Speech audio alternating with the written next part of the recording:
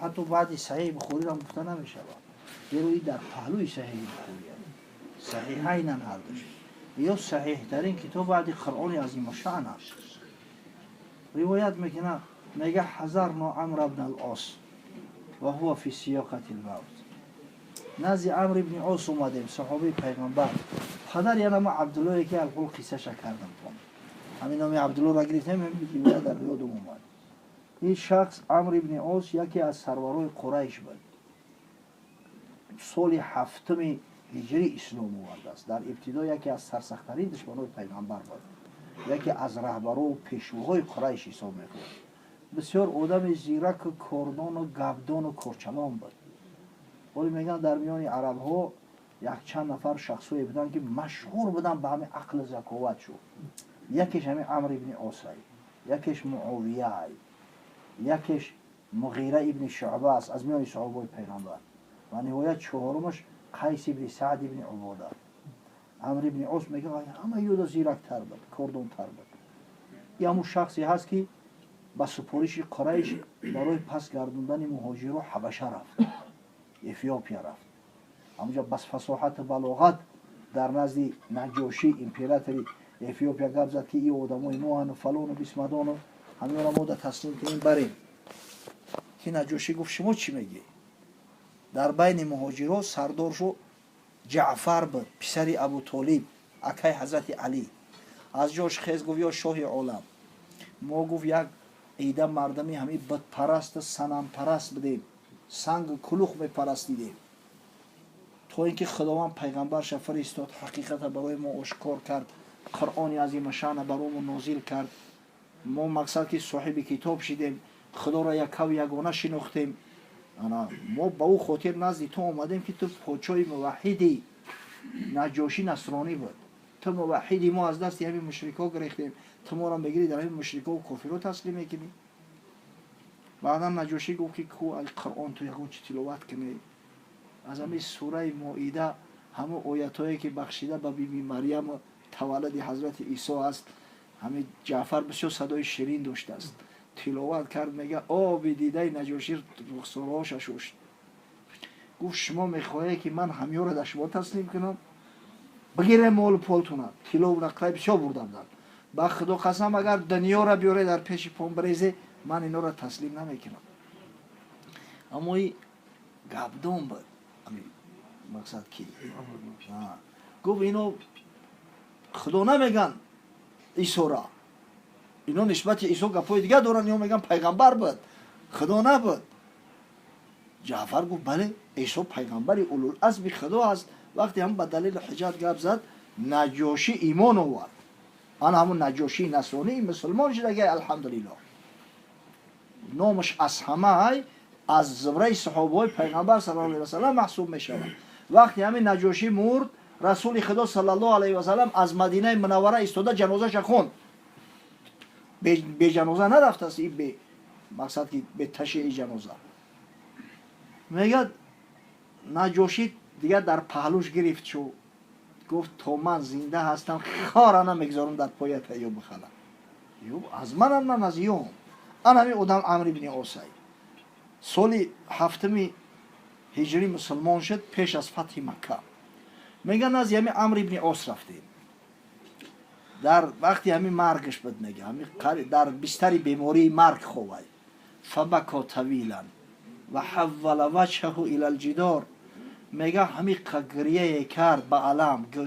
زور گریه کرد حتی میگه روش طرف دیوار کرد با انت اومده در پیش بستر شتگی ما را نگاه نمیکنه میگه طرف دیوار نگاه کرد است زوری با 5 گریه داره تا اینکه پسرش اومد در نزدش استاد گفت یا ابا اما بشرک رسول الله صلی الله علیه و سلم بکذا اما بشرک رسول الله صلی الله علیه و سلم بکذا پدر جان گفت مگر پیغمبر صلی الله علیه و سلم تو را بشارت نداد است مگر حضرت نگفت که اصحاب من همش مثل نجومند مگر خداوند در قرآن نگفت که السابقون اولئک المقربون حتی رضی الله عنهم گفته است خداوند از صحابه پیغمبر راضی است اوه این قدر بشارتو داری چرا این قدر تو تلخ گریه میکنی میگه وقتی که پسرش همین سخنو را گفت و تسکینش داد.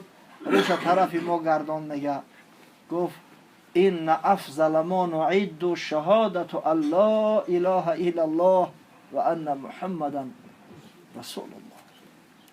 به شک شبه گفت بزرگترین توشه که ما همراه میتونیم بگیریم، بزرگترین دستاوردی که ما و شما در همین دنیا داریم این همین کلمه شهادت است، لا اله الا الله محمد رسول الله.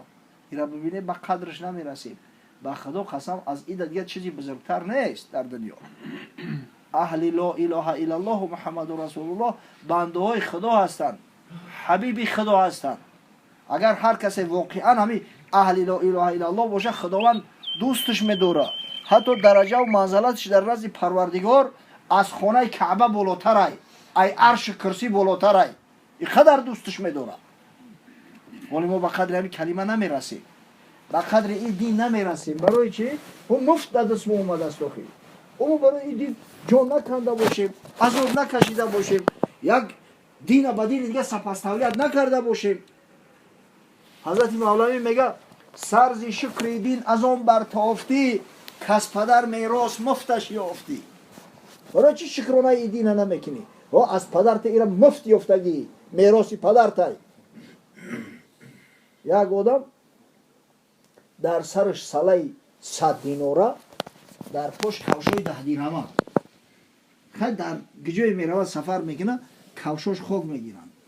با همون فشی سله 100 دیناره، او سله عمولی بده سمر ای تبریستان. با همون فشی سله میگه گرفت پوپشیوش شکید. یاد کس دیدن گفتن حقیقتا احمق بده. ای خدا تو را لعنتت کنه دیوانه، تو عقل داری؟ ای باشه او 1000 برابر ای قیمتر ای تو نخو بگیری با یک سله 100 دیناره کفشی 10 دیناره را بشکی. میگه این سله ای پدرم میراث مونده است. این کفشا را بین اولای کفی دست میافتم خریدم. من خودت که جان بکنی به قدرش میرسی. سرز شکر دین از آن برتافتی کس پدر میراث مفتش یافتی. مردی میراثی چی داند قدر مال؟ رستم جان کند مجان یافت زال. جان رستم کند زال زر میده کده خورد. اینه برای به قدر این دین رسیدن در کل برادران. میگه بزرگترین چیزی که ما و شما همراه میبریم همین کلمه شهادت است. شهادت که نیست معبود مگر الله ذوالجلال و محمد صلی الله علیه و سلم رسول برحقش است. بعدا حضرت گفت این کنت فی اطباق ثلاث. من همین حیات من پیش نظرم میارم 3 پریود را تقسیم میشه. حیات من عبارت از 3 دوره های. لقد رأیتونی و ما احد اشد بغضا لرسول الله صلی الله علیه و سلم منی. میگه حیات من پیش نظرم میارم زمانای بعد که هیچ کس نزدی من از محمد صلی الله علیه و سلم دشمنتر نبود. ولا احب الی ان اکون قد استمکنت منه فقتلته. آرزو میکردم که یه جو خلوت دستگیرش کنم بکشمش. قریش ای نجات بتم. این سرور قریش بداخی. آرزوم همی بود که ای کاش که یک علاج میافتم میکشتمش. همین خیلی دشمنی داشتن با حضرت صلی الله علیه و سلم. واقعا حضرت قصد کشتن داشتن که امر شد که مدینه منوره بره. همون شبی که حضرت بر اومده در دهن دروازه ایستادگی بودن. از هر قبیله یک شمشیرزن، از هر بطن قبیله قریش 12 نفر شمشیرزن با شمشیرهای برهنه منتظر راهش بودن.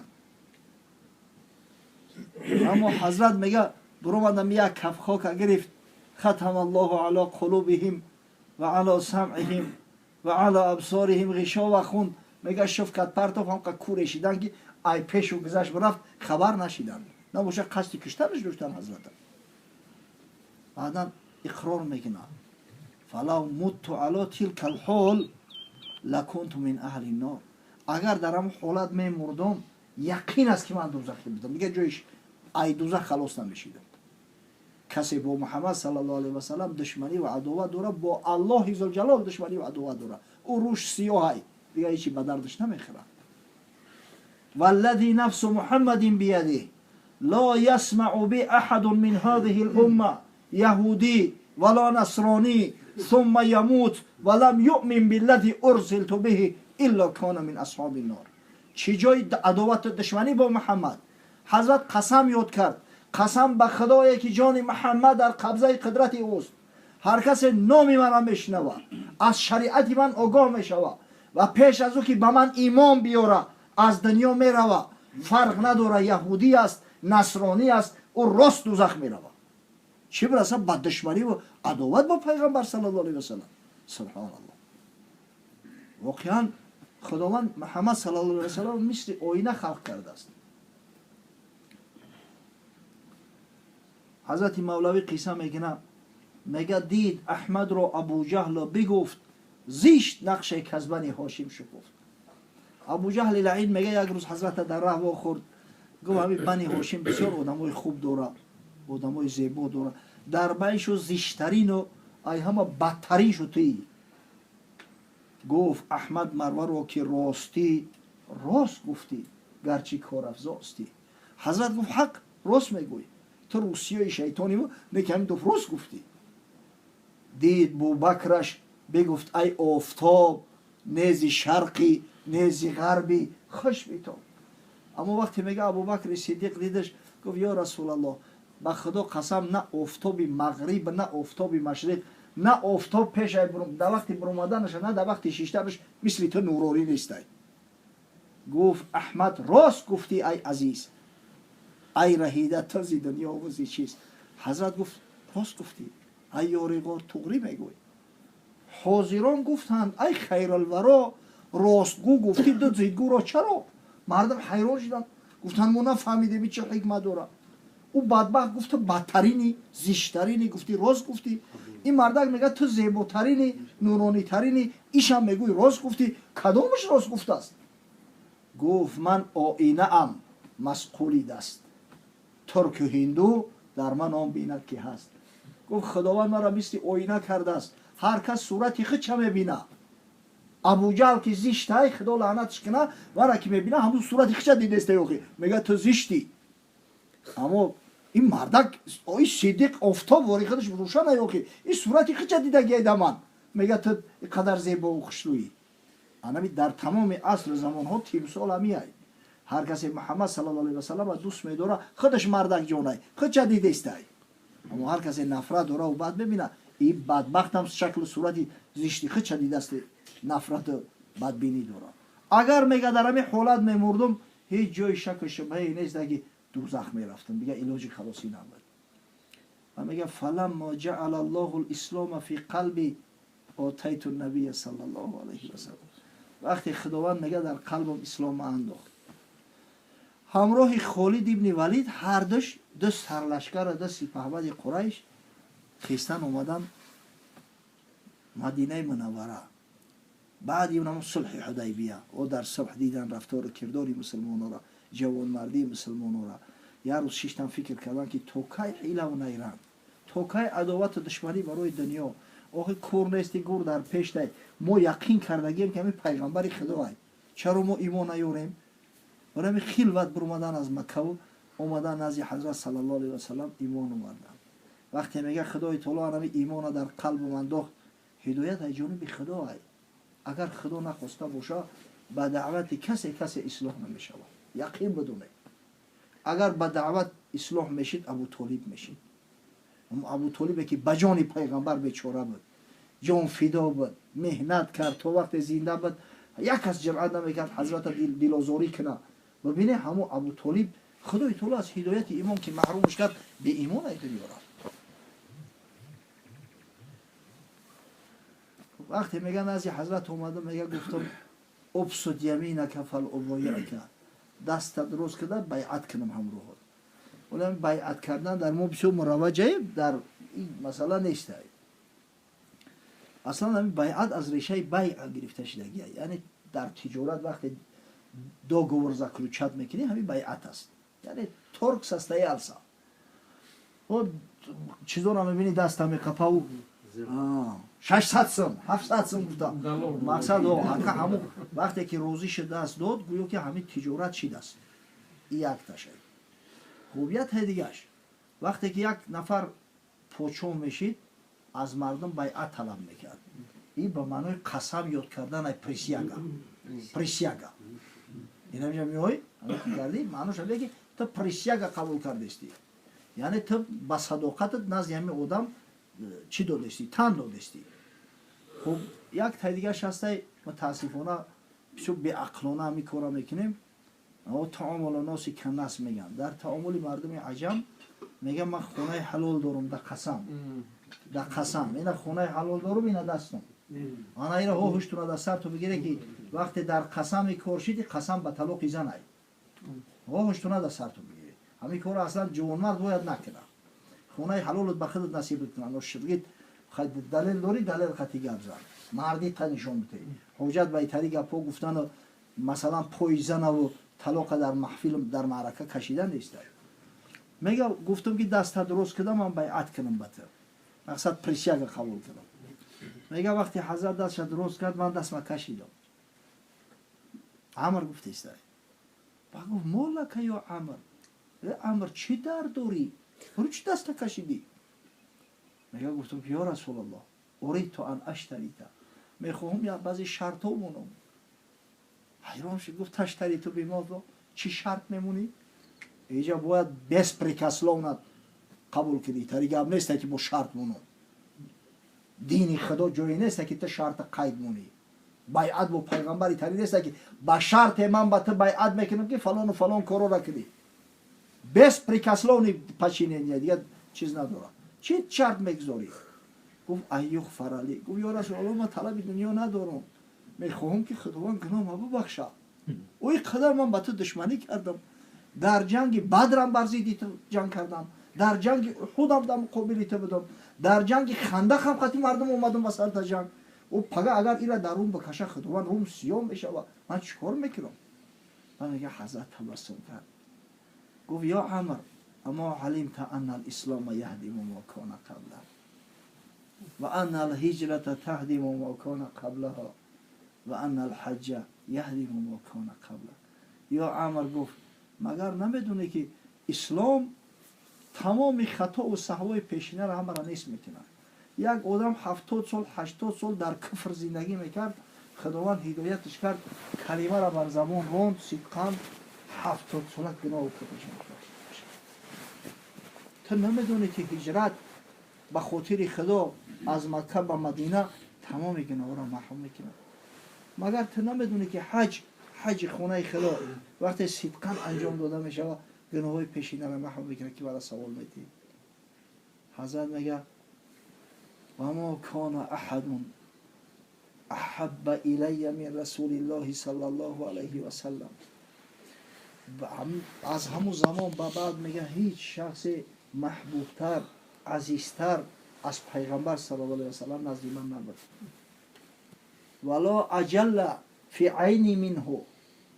بزرگتر در چشم من از محمد صلی الله علیه وسلم کسی و چیزی نبود. یکو وما كنت أتقت أن أملأ عيني منه إجلالا له. حتی قوت طاقت نداشتم میگه که همیتا بسری تماشا کنم حضرتا، همین قدر در نزدم بزرگ بود که جرأت نمیکردم میگم تا بسری تماشاش کنم. ولو سئلت عن اصفه ما أتقت. اگر حاضر بپرسینم که حضرت صفات که ابروش خیل بود، بینیش خیل بود، ریشش خیل بود، من نمیتونم میگم. و برای که ای همین مقصد از شدت بزرگ داشتن پیغمبر جرأت نمیکردم بسیار نگاهش کنم. من میگم فلو مت علی تلک الحال لرجوت ان اکون من اهل الجنه. اگر در آن حالت میمردم امید بود که انشالله من جنتی میشدم. و کسی با محبت خدای تعالی دنیا را ترک کنه، آخه بشارت الله ذوالجلال، بشارت رسول الله صلی الله علیه و سلم. مقصد ای کاش که در اون حالت میمردم. انا پریود دیم حیات ما بود میگم که چشم من از محمد صلی الله علیه و سلم بزرگتر کسی نبود. همین از محمد صلی الله علیه و سلم عظیمتر کسی نبود. دوستش می‌داشتم واقعا. و خدا قسم میگه اگر همون وقت میمردم امید بود که راست جنت میرم، دیگه به پرسیش جنت میبرن. بعضا حضرت عجیب گپ میزنه، ولی بعضا مغرور میشیم، نماز میخونم کو، ببا چمر روزا میگیرم کو، مؤمنت هم میکنه. حضرت گفت ثم ولین اشیاء ما ادری ما حالی فیها. بعدی وفات حضرت میگه حالتهای به سرم اومد که دیگه که من نمیدونم چی میشه باشه احوال. ببین صحابی پیغمبر همین قدر بشارت اومده است و میگه که بعدا کروه به سرم اومد رفت روی شد.